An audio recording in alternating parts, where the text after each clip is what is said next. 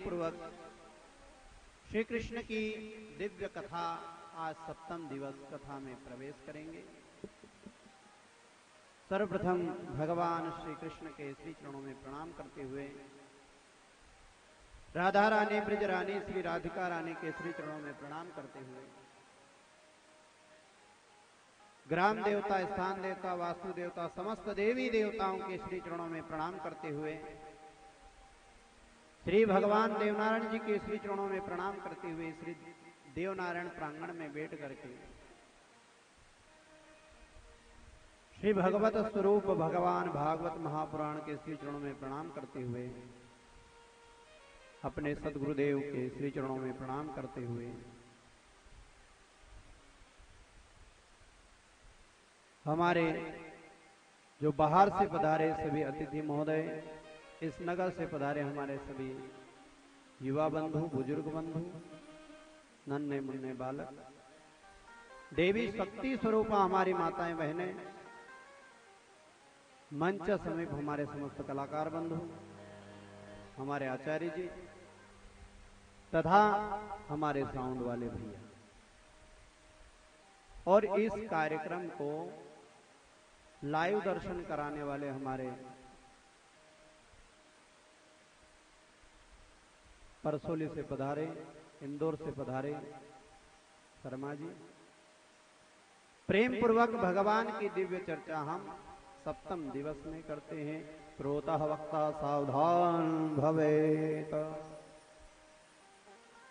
कस्तूरी तिलकम ललाट पटले वक्षस्थले कौस्तुभम्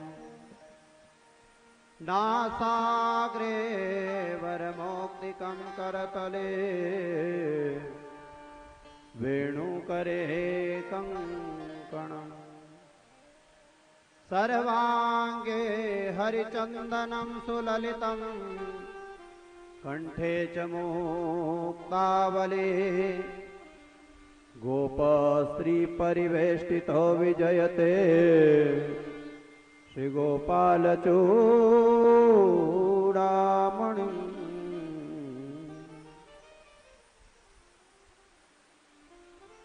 अतुलित बलधामं हेमशिलाभदेहं दनुजवन कृशानुं ज्ञानिनामाग्रगण्यम् सकल गुण निधानं वानराणामधीशम्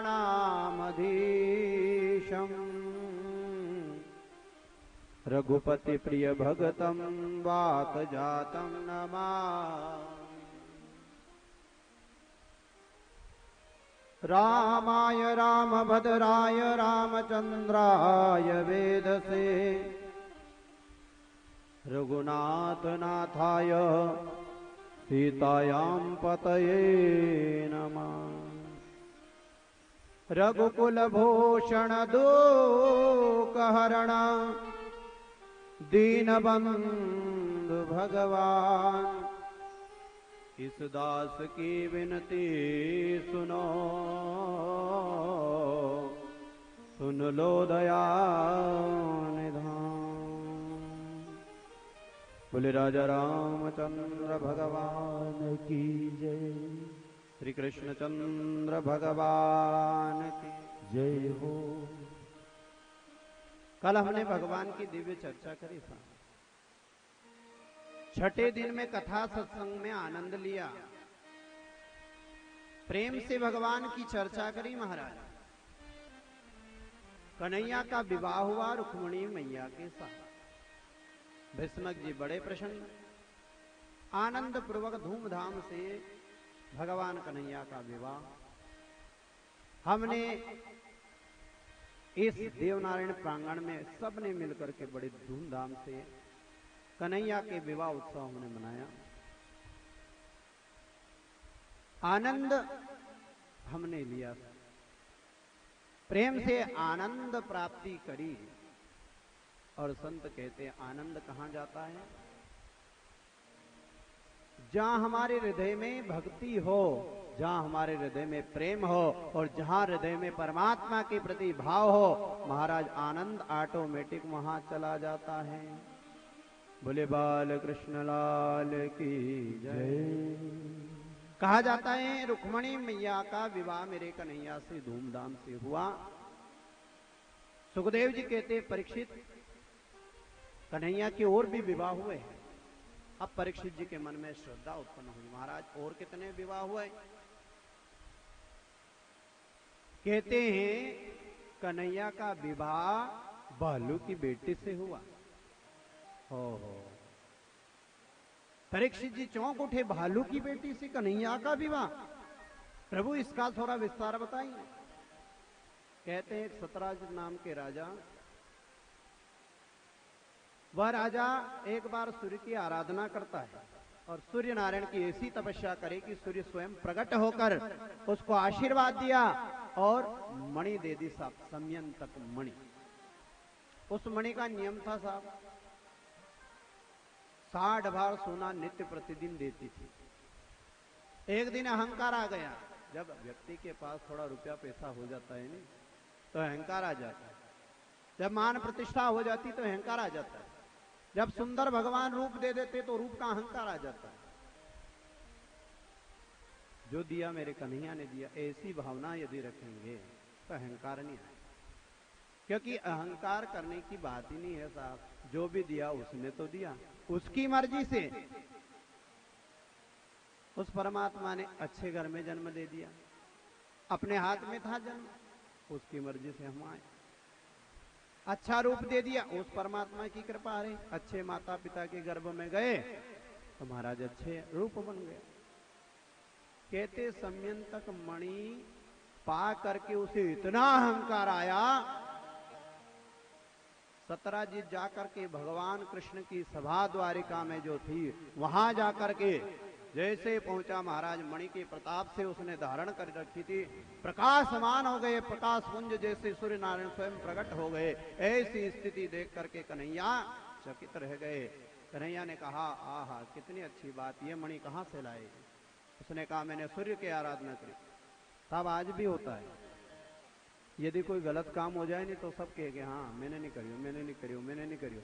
अन कोई अच्छा काम करे तो 10 व्यक्ति कहे मैंने कराइए, ये काम मेरे द्वारा हुआ है। महाराज वही तो हुआ सतराजीत के, अहंकार आ गया और अहंकार में क्या कहता है, मैंने तपस्या करी सूर्य की और मुझे मणि मिली। अरे कन्हैया तेरे पास खजाने में जितना धन नहीं इतना धन मेरे पास है। और भगवान यही तो चाहते हैं, अहंकार करे और भगवान उसका अहंकार खत्म करे। अहंकार दूर करने के लिए परमात्मा किसी रूप में भी आ जाते हैं, किसी रूप में भी अहंकार तोड़ सकते हैं। महाराज यही हुआ आज, भगवान कन्हैया ने कह दिया ये मणि तू यहाँ खजाने में जमा कर दे, और मणि खजाने में जमा करेगा तो इस खजाने से जनता की सेवा होगी। महाराज अपने द्वारा कोई की सेवा हो जाए तो कितनी अच्छी बात। मान लो अपना कुआं में अच्छो पानी निकल न, गांव में पानी को संकट पड़ी गई, हम जो अपना कुआं में से कोई टैंकर भरीने पानी पी ले तो कहीं बुरे। परमात्मा ने दिया तो परमात्मा के लिए दो। समयंतक मणि मिली तो कन्हैया ने कह दिया एक काम कर खजाने में जमा कर दे, और उसके प्रभाव से जितना सोना मिलेगा उससे अपन पूरे समाज की सेवा करेंगे। उसने कहा तपस्या मैंने करी और खजाने में मैं जमा कर दूं, ये नहीं हो सकता। महाराज रूट करके मणि लेकर गया, घर गया तो उसका भाई जो था प्रसेन, प्रसेन को मालूम नहीं था कि मणि क्या चीज है। मणि का मूल्य कौन जान सकता है साहब? हीरे का मूल्य तो जोहरी ही जानता है। और यदि हीरा किसी सामान्य व्यक्ति के हाथ में लग जाए तो वो क्या मूल्य जाने? एक बार एक शिष्य गुरुजी के पास गया, और गुरुजी के पास गया, गुरुजी से जाकर वो कहता है कि मनुष्य जन्म का मूल्य क्या है? क्या कहा? मनुष्य जन्म का मूल्य क्या है प्रभु? गुरुजी ने कहा कल तू आना, जैसे ही गया उसे एक हीरे का टुकड़ा दे दिया और टुकड़े को देकर कहा, जा इसका मूल्य करके आ, तू जा इसकी वस्तु कुछ खरीद कर लिया इससे। गया महाराज, सब्जी वाले के यहाँ गया, सब्जी वाले के यहाँ, ये हीरा लेकर मुझे सब्जी दे दो। कितने दोगे? पर गुरुजी ने कहा था सिर्फ मूल्य करना, वस्तु लेकर मत आना, मूल्य कर लेना मात्र। हीरा लेकर गया तो 1 किलो आलू की मूल्य लगाया, 1 किलो आलू दे सकता हूं इस हीरे के बदले। वहां से चला सा, वो एक सेठ के यहाँ गया, सेठ से जाकर कहा, ये इस टुकड़े के बदले मुझे क्या मिल सकता है? उसने कहा 1 लाख रुपए मिल सकते। देखो वस्तु वही है पर उसका मूल्य बदल गया। क्यों? जानकारी के बिना मूल्य की प्राप्ति नहीं होती। 1 लाख रुपए, फिर वो चला, नहीं नहीं। एक जोहरी के पास गया, जोहरी से जाकर कहा, इस टुकड़े के बदले कितना मूल्य दे सकते हो? महाराज वो टुकड़ा थी मणि। उसे कहा, इस टुकड़े के बदले जितना संपत्ति तुझे चाहिए सब ले ले। गुरुजी के पास दौड़कर आया और कहा, गुरुजी इस टुकड़े के बदले जितनी संपत्ति चाहिए सब दे सकते हैं। गुरुजी ने कहा, बस यही तो मनुष्य जन्म का मूल्य है। अपना मूल्य अपन ही समझ सकते हैं, अपने गुरु का मूल्य अपन समझ सकते हैं। इस शरीर का मूल्य, साहब इस शरीर से हम पाप भी कर सकते हैं और पुण्य भी कर सकते हैं। कैसे? साहब धीरे धीरे आप ऐसे काम करो, चोरी डकैती उल्टे काम करना शुरू करो, इसी शरीर से कई पाप कर सकते हैं और इसी शरीर से पुण्य की प्राप्ति होती है। कैसे? कोई सत्कार्य करो, जैसे आज हम सब बैठ करके भगवान की दिव्य चर्चा कर रहे हैं, यह सत्कार्य है। इस सत्य कार्य से आपको भी लाभ है और हमें भी लाभ है। बोले वृंदावन बिहारी लाल की जय। एक बार व्यासपीठ से नाम लिया जाएगा वृंदावन बिहारी लाल की जय, तो आप सब बोलेंगे तो साहब व्यासपीठ की ऊर्जा बढ़ेगी। इसलिए ये सत्कार्य है और सत्कार्य करते रहना चाहिए मनुष्य को। सतराजित समझ नहीं पाया, अहंकार में आ गया। उसका भाई प्रसेन मणि लेकर के जंगल में गया, एक शेर ने उसे मार दिया, मणि गिर गई। उस शेर को महाराज जामवंत जी ने मार करके वो मणि लेकर के अपनी गुफा में चल गए। अब जैसे ही गुफा में गए महाराज, इधर सतराजित गया, कन्हैया के ऊपर लांछन लगा दिया, साहब कलंक लगा दिया। और कहा जाता है काजल से काला कलंक।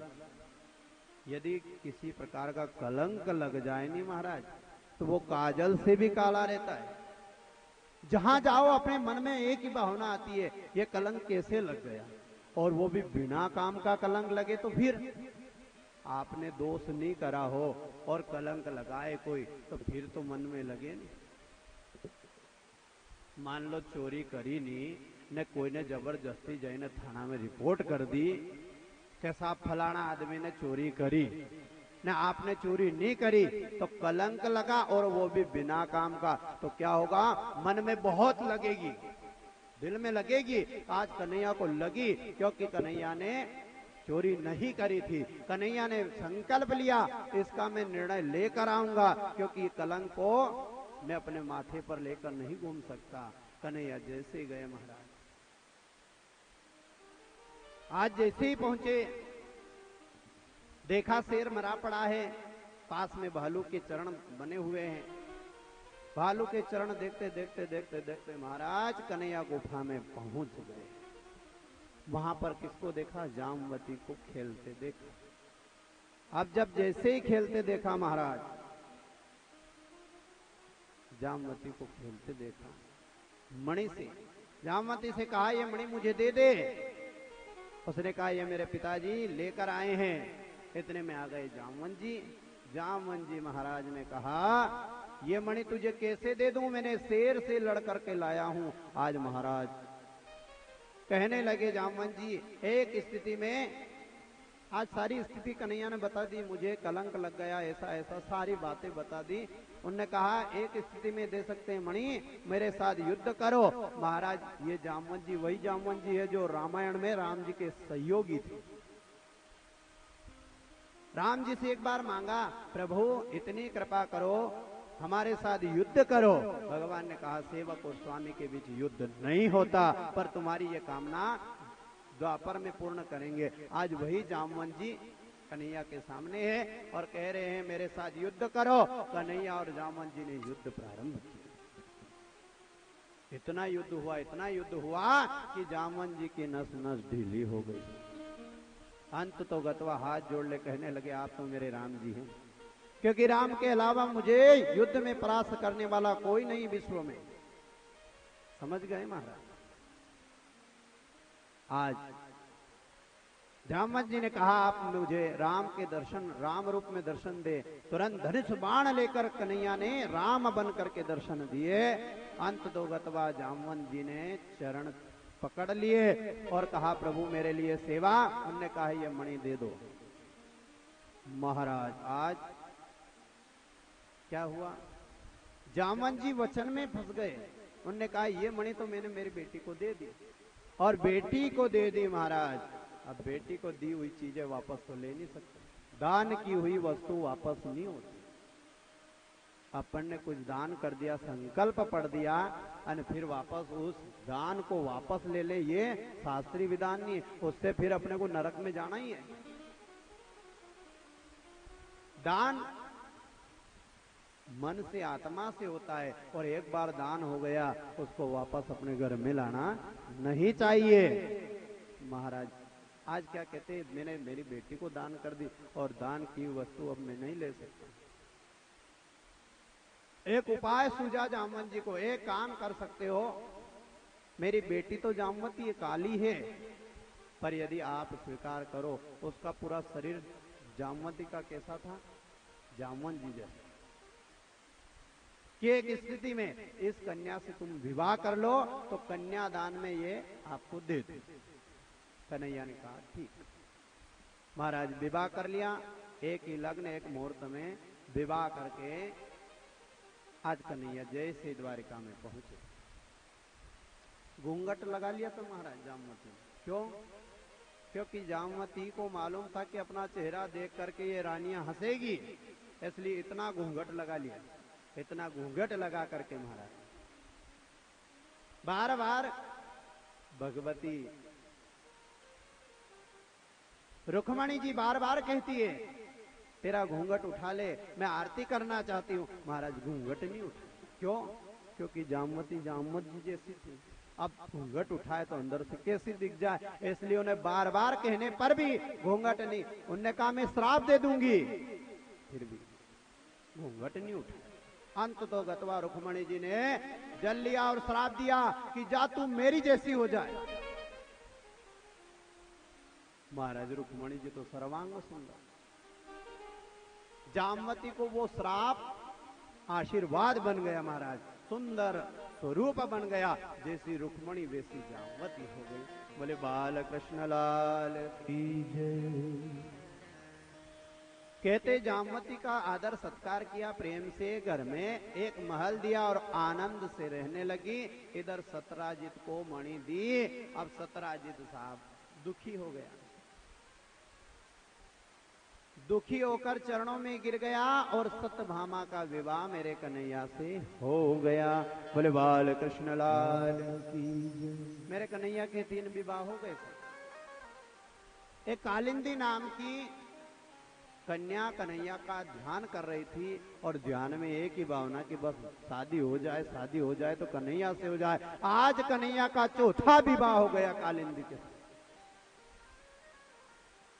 मित्र वृंदा के साथ मेरे कन्हैया का विवाह, लक्ष्मणा नागनंदिती के साथ मेरे कन्हैया का विवाह हुआ। एक बार भौमासुर कई राजकुमारियों को अपने महल में बंदी बना करके एक संख्या नियुक्त कर ली कि इतनी संख्या हो जाएगी तब विवाह करेंगे।